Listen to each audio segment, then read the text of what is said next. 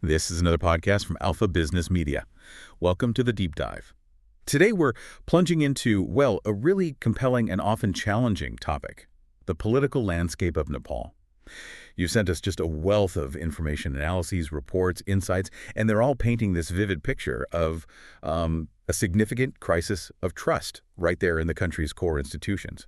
So our mission today is to sift through all this, pull out the really important nuggets, and help you understand not just what's happening on the surface, but why it's happening, what the deeper stuff is, and frankly, what the real-world consequences look like for the people living in Nepal. It is an incredibly rich set of sources, and like you said, challenging. This really isn't just a story about Nepal, though. It offers, I think, a profound case study into the complexities, the potential pitfalls that so many young democracies face when they're trying to build stable institutions. It's a useful lens, really. Oh, absolutely.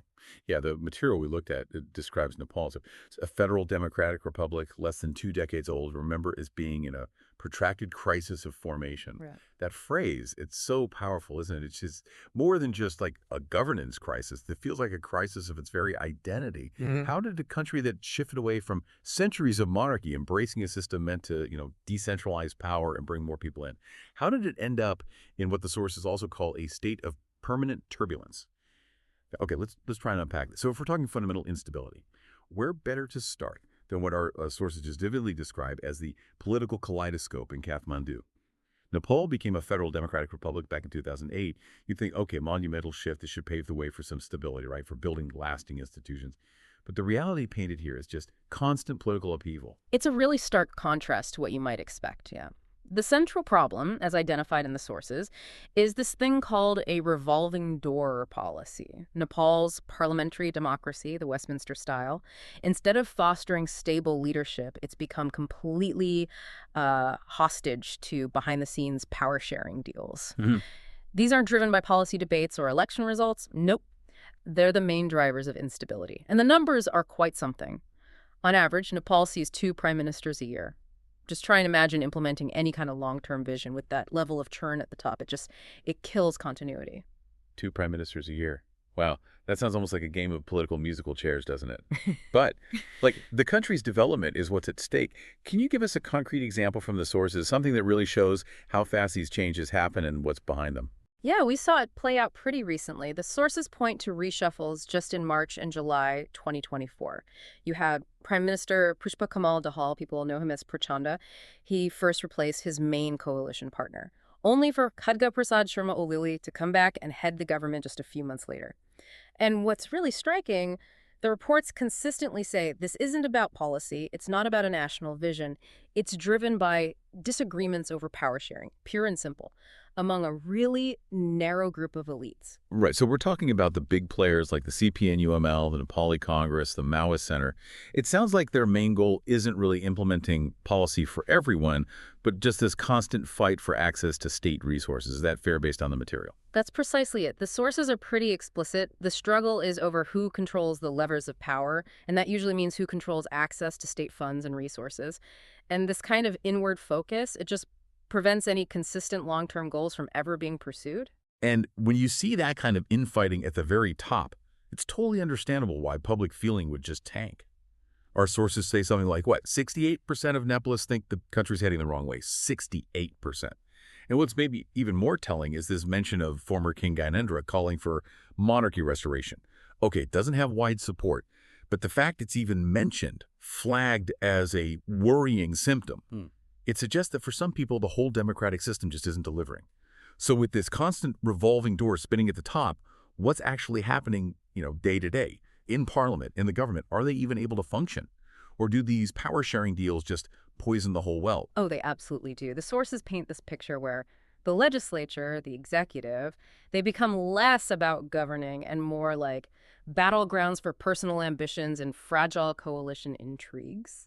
Even when you get these grand coalitions like the CPN-UML and Nepali Congress teaming up on paper, they should have comfortable majorities, right?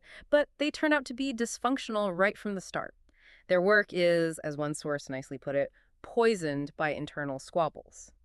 which means they just can't agree on key issues, let alone present any kind of unified plan to the people. Yeah, it's quite worrying how we see governments, even ones with big majorities on paper, increasingly just sidestepping parliament.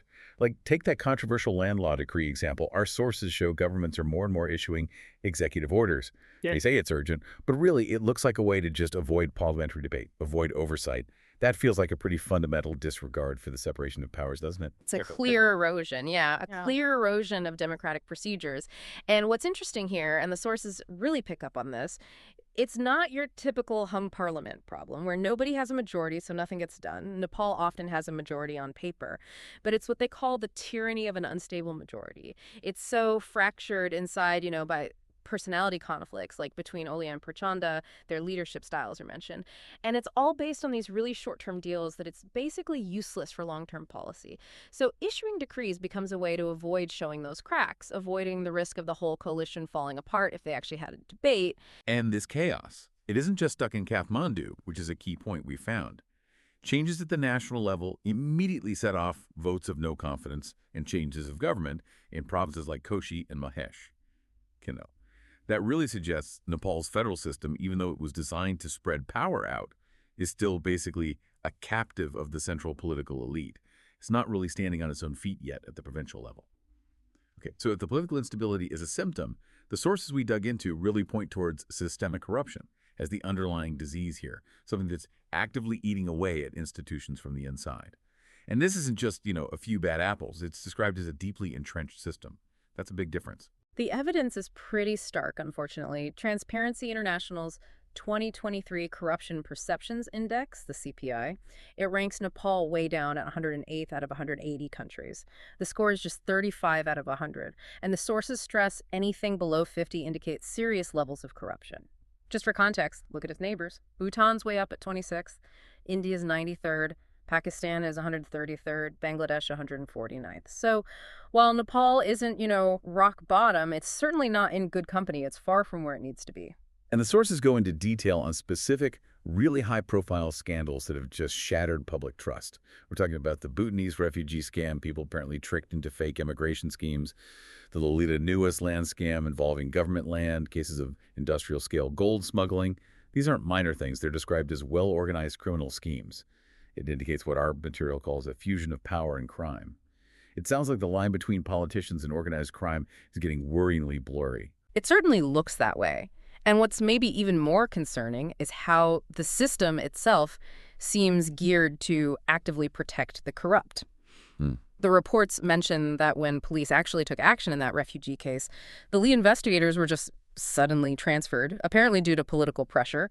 And there's this even more alarming proposed bill that could let criminal cases against politicians just be dropped if they're called political in nature. It basically creates a legal loophole to avoid accountability. It's hard to see how trust could possibly grow in that environment. Okay, here's where it gets really interesting and honestly pretty insidious. The sources highlight this symbiotic, mutually reinforcing relationship between the political instability and the corruption. It sounds like these fragile coalitions actually survive because of these deals, which often include protecting partners from being prosecuted. Exactly. It's a truly vicious circle. The money from corruption, it gets used to fund political activities, to grease the wheels with bribes, ensure loyalty within these shaky coalitions, which then further entrenches the unstable political system itself. So the instability creates this demand for impunity, right? And the corruption then provides the money for that impunity. The sources are really clear on this. If you want to break the cycle, you have to tackle both things at the same time. Yeah. The political instability and the deep-seated corruption. You can't fix one without the other. Let's shift gears a bit now and look at the judiciary. Because the sources present this kind of paradox here. On paper, Nepal actually looks like a leader in South Asia for rule of law, which feels odd, given everything we've just talked about. Yeah, it's definitely what you'd call a deceptive success, and the sources are quick to point that out. The World Justice Project's Rule of Law Index for 2024 ranks Nepal first out of 6 in South Asia and 69th globally. But, and it's a big but, when you dig into it, that ranking says more about the very poor performance of its neighbors, Pakistan, Bangladesh, Afghanistan, than Nepal's own great achievements. When you look at the specifics, Nepal ranks much lower, like 91st globally for absence of corruption and 102nd for civil justice. So it suggests that while the formal institutions might be there, their actual ability to deliver fair, incorruptible justice is really lacking. It's like having the building, but the system inside isn't working properly or transparently. And there's a key failure that seems to just hang over the whole system, according to the sources, is the lack of justice for all those human rights violations during the armed conflict from 96 to 2006.